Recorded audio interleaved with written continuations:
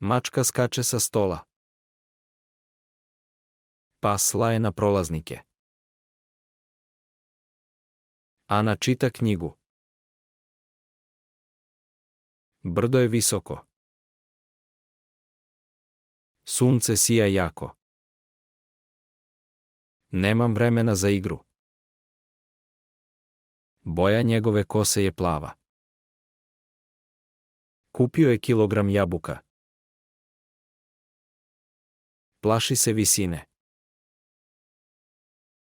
Ovo je kuća moje bake. Daj knjigu Marku. Pisala je pismo prijatelju. Donijela je cvijeće majci. Knjiga pripada učitelju. Donirat ću novac školi. Vidim psa na ulici. Čitam knjigu svake večeri. Kupit ću novu haljinu. Prati auto ispred nas. Pošalji paket sutra. Marko, dođi ovamo. Mama, gdje si? Prijatelju, hvala ti.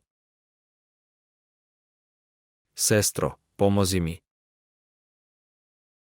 Dragi gosti, dobrodošli. Idem u školu autobusom. Siječe hljeb nožem. Pričam sa prijateljicom. On je zadovoljan poslom. Idemo u šetnju sa psom. Pričao je o filmu. Razmišljam o budućnosti. Pisali smo o istoriji. Raspravljali smo o planovima. Sanjao je o moru.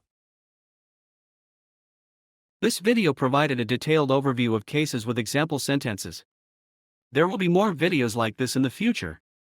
If you like the content, please like, comment, and share it with others. It might help someone. More videos on different topics are coming soon. Don't forget to subscribe to this channel, like the videos, and share them with others.